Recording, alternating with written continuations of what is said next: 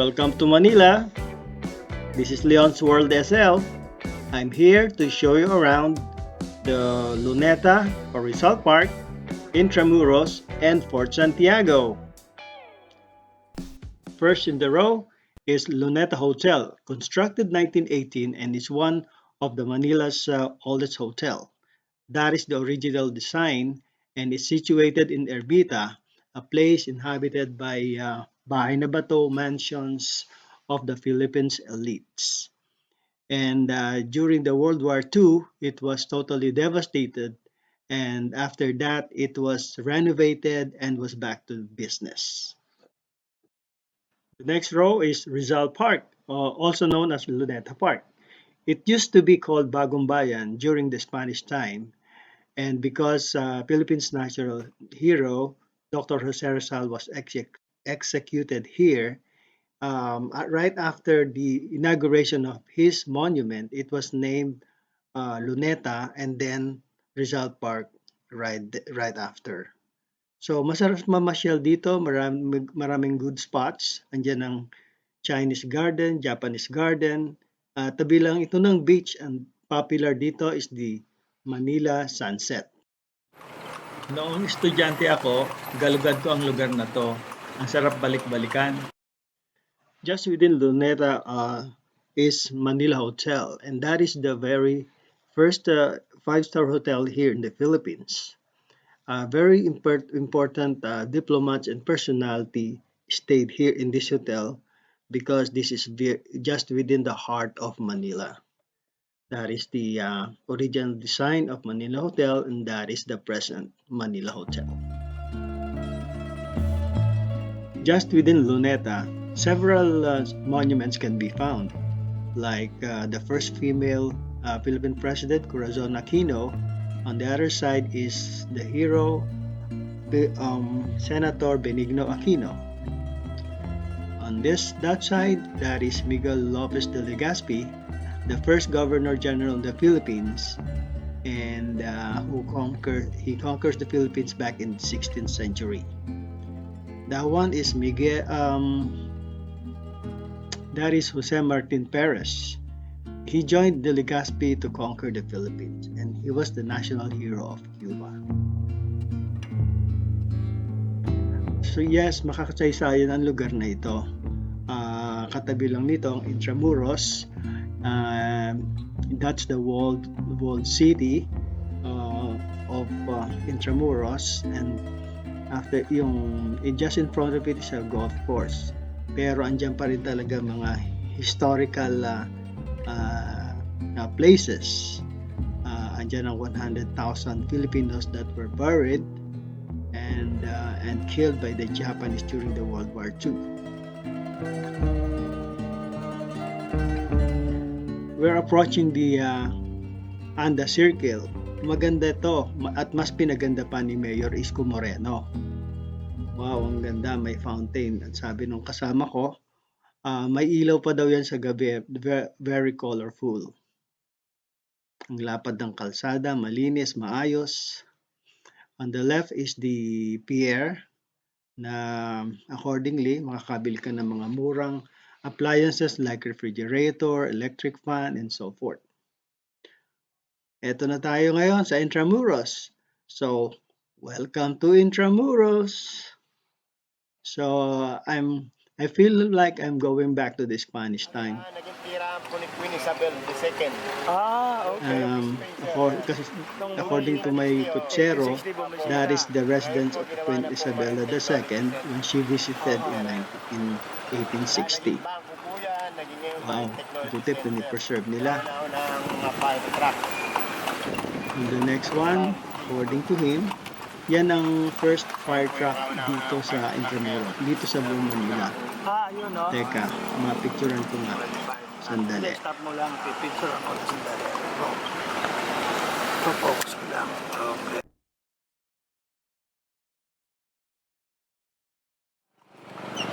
Kaya nag-stay si Lilio Aguinaldo. Oo. Sa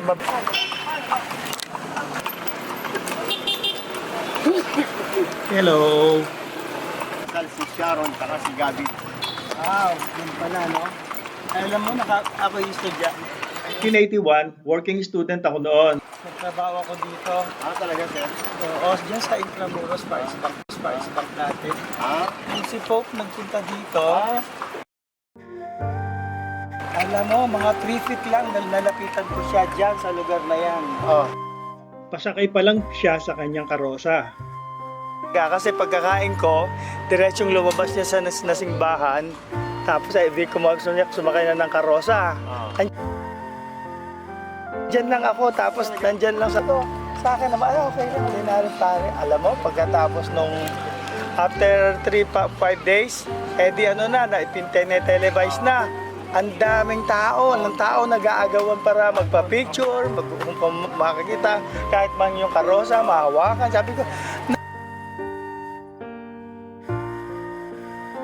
talaga. Talaga na-champion nyo. Na-tsempohan ko talaga. Sabi ko, napakaswerte ko pala talaga. And on time na yon, parang ordinaryong pari lang sa akin. Sa paningin ko, yung pala talagang, ang mga tao talaga nagpapamatay para lang.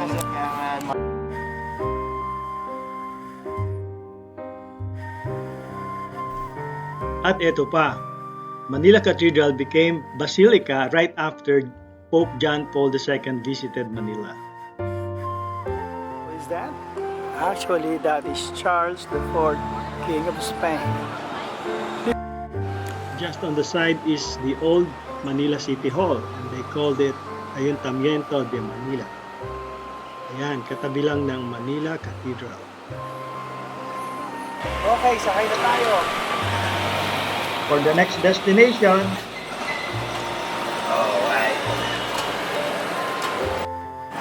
that's the first KFC here in the Philippines. Those are old buildings and structures that were preserved.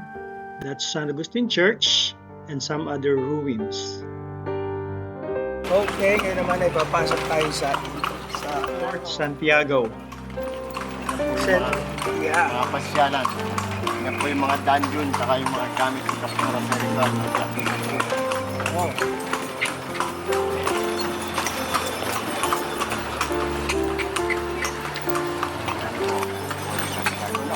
Ang haba pa ng pila. Paano ba hindi pa tayo pwede pumasok? Ngayon lang naman po yan holiday. Holiday kasi ano. Magkano rin ang entrance dyan? 25 lang po, sir. 20 bata po. Kasi po yung gamit ng Kapitara sa Rizal. Saka yung mga dungeon. Sorry dear friends, limited kasi yung time ko. So I just did what I can. So ito na lang my photo collections that I got as I move around. Mga pinagturuan ng mga pinatay ng Okay, balik na tayo siguro. Kaya naman, building naman yan, nakikip yan, nasa right. mga simban. Simban. Okay.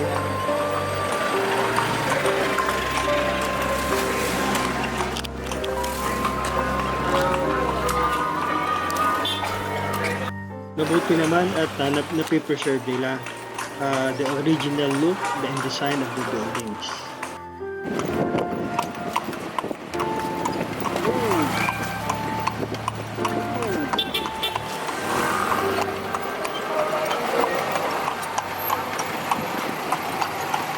Tanda ko na ang lugar na to, Aduana to di ba?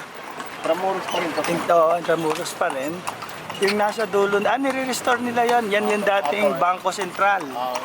National Treasury, sir. National Treasury. Ako Talaga, sir. Bakante yan. Basta building lang. Wala siyang bubong. Wala, lang. Nabot yan, BBI na. Okay. So, Paris Bank yan. Tapos, Paris Bank muna yan. Tapos, naging Philtrust siguro. Tapos, kasi umalis ako dyan, 1981. Yan yung San Juan de Letran, di ba? Yan, sir. Nako. Etong lugar na tong natatandaan ko. Bababa ako sa San Miguel ako nakatira. San Miguel doon nakatira. Tapos, magbubus ako ng ng baba ako sa Loton, from Loton, lalakarin ko hanggang dito. Itong kalye na to. Kahit umuulan, etong poste na to, dahil umuulan, nabangga ako sa poste na yan. Ha? Ito. Natutuwa naman ako na preserve nila.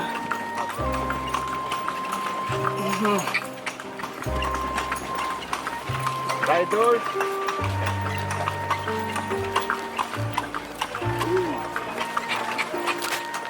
So, ito pa rin ang builder of image, King Greg. Ang tagal na niyan dyan. Kanya sir. Oo. Estudyante na ako, ganyan na yan.